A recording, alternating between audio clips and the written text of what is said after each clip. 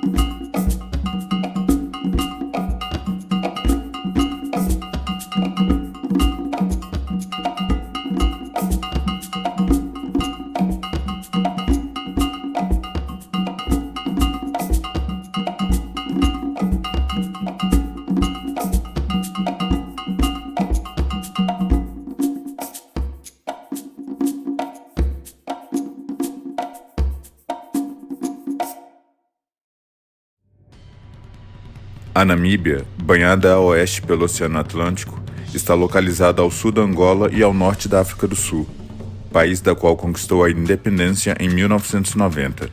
Mas antes disso acontecer, a Namíbia já tinha sido ocupada pelos alemães e também pelos britânicos. A Namíbia é um dos países menos densamente povoados da Terra, principalmente por causa do seu território que consiste em um platô semiárido e uma faixa costeira deserta. Os depósitos de diamante, urânio e outros minerais, dos quais o subsolo é rico, são parte da riqueza natural deste país. As áreas geográficas da Namíbia são bem diversas. Tem o deserto do Namibe, ao longo de toda a costa atlântica, em média 200 km de largura e se estendendo por cerca de 2.000 km da Angola até a África do Sul. O Planalto Central, que possui uma altitude entre 1.000 e 1.500 metros, a Grande Scarpa, uma cadeia de montanhas que atravessa toda a África do Sul e depois continua para Angola, Bushveld, na parte norte da Namíbia, e finalmente a parte ocidental do deserto Kalahari, que também se estende à África do Sul e especialmente à vizinha Botsuana, ao leste da Namíbia. Como vocês podem ver, na Namíbia também se dirige na mão inglesa, assim como na África do Sul, numa evidente herança dos seus colonizadores.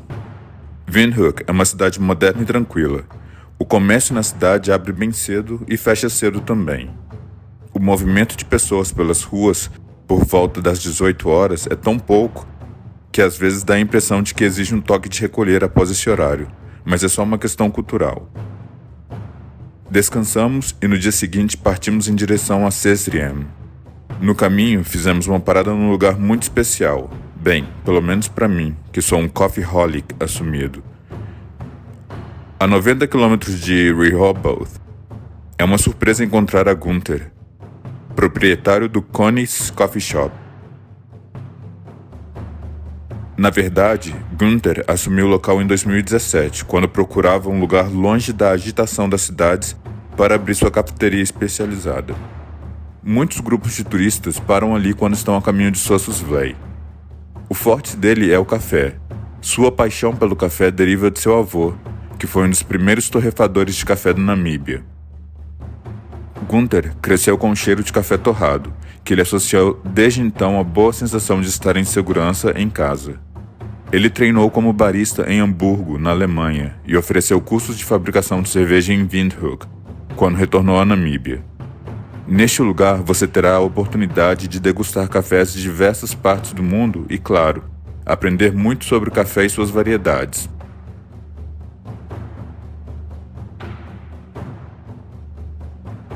Bem, de volta à estrada para Sesriem, que é um pequeno povoado localizado no deserto do Namibe, no extremo sul das montanhas de Naukluft. Sesriem é especialmente conhecida por causa do Sesriem Gate, que é o principal ponto de acesso ao Parque Nacional Namib-Naukluft, para os viajantes que entram no parque para conhecer a atração turística vizinha, Sossusvlei. Sesriem é essencialmente uma estação de abastecimento e uso de serviços básicos, como telefones públicos e pequenos quiosques, onde os viajantes podem obter suprimentos em geral. Havíamos optado por acampar, o que não é uma má opção, mas é bom se certificar de levar seu kit de acampamento completo, para evitar imprevistos. Nem todas as áreas de camping dispõem de itens como colchões e cobertores para locação, e as noites no deserto são bem frias. No dia seguinte, conhecemos o Canyon de Sesriem e assistimos o pôr do sol nas dunas Elim.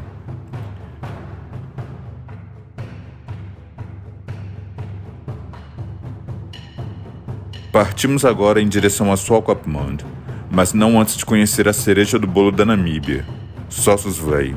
Sossusvlei é possivelmente a atração mais espetacular e mais conhecida da Namíbia.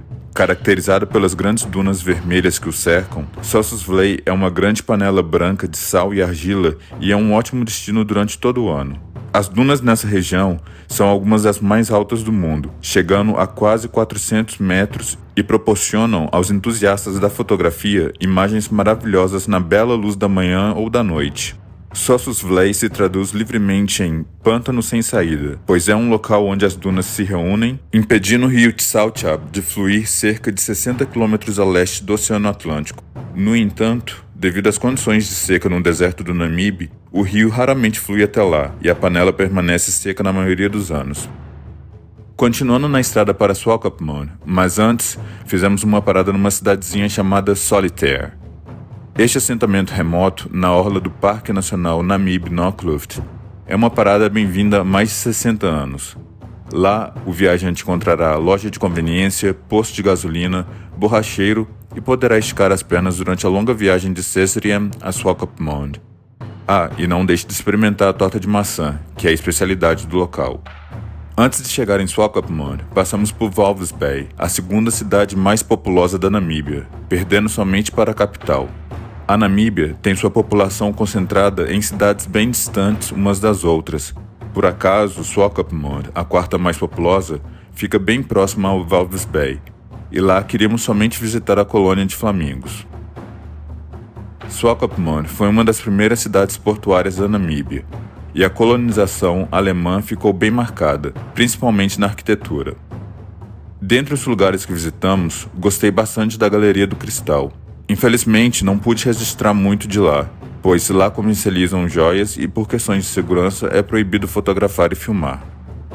Já há algum tempo me interesso pelos cristais e suas características, não mencionando a beleza, claro. E se você também curte cristais, é uma parada obrigatória.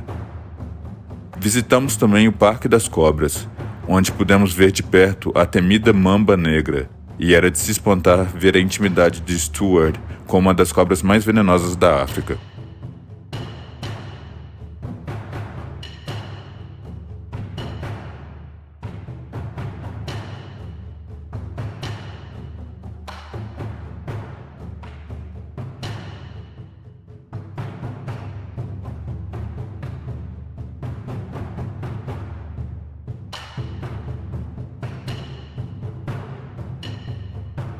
Visitamos também o aquário da cidade, e foi bem legal ver a diversidade das espécies marinhas que lá existem.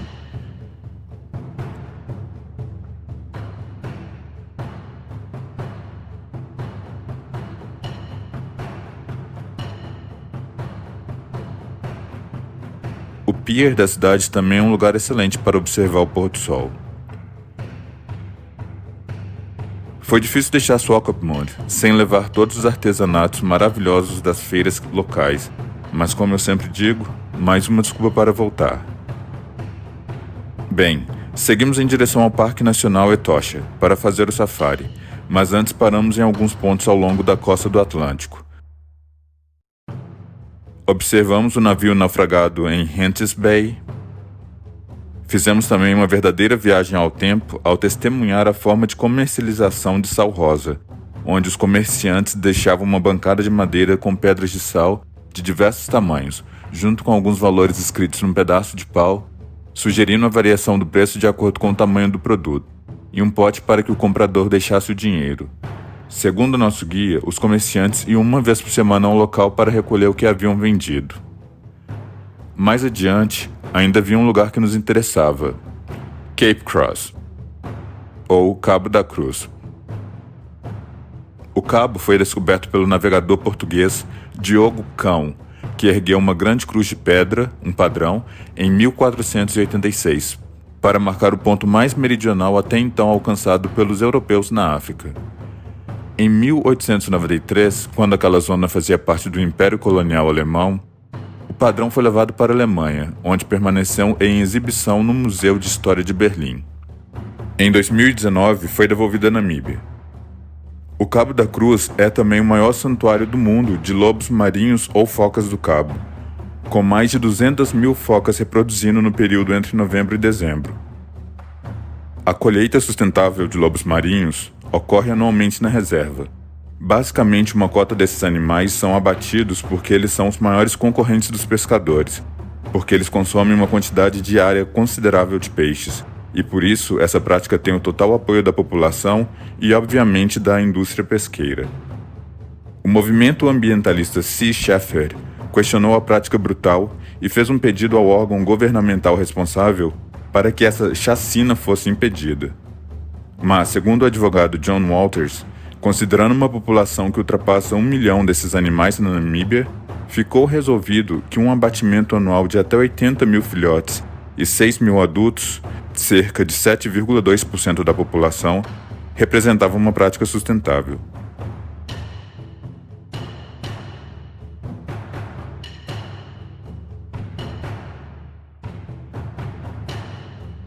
Chegamos ao Etosha.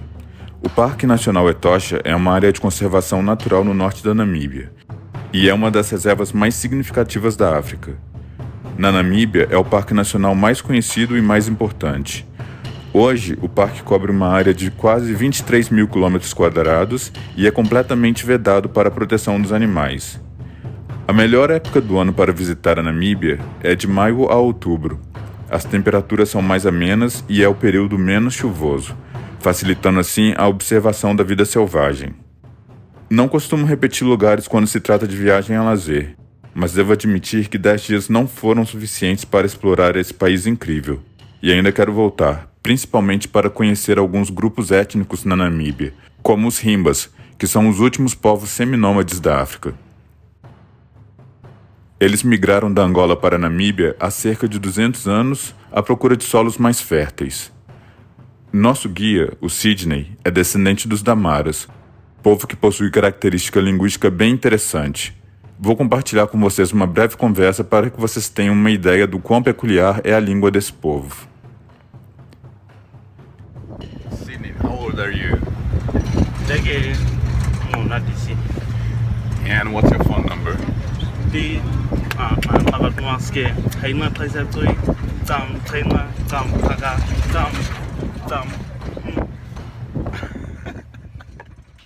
Bem, pessoal, vou ficando por aqui. Espero que vocês tenham gostado do meu vídeo. Se você não é inscrito no canal, não seja tímido. Aproveita e deixe um like e um comentário. E agora, vou compartilhar com vocês um provérbio africano. Perder-se é também uma forma de aprender o caminho. Por isso, desejo que vocês se percam por esse mundo, porque ele é sim, maravilhoso. Nos vemos.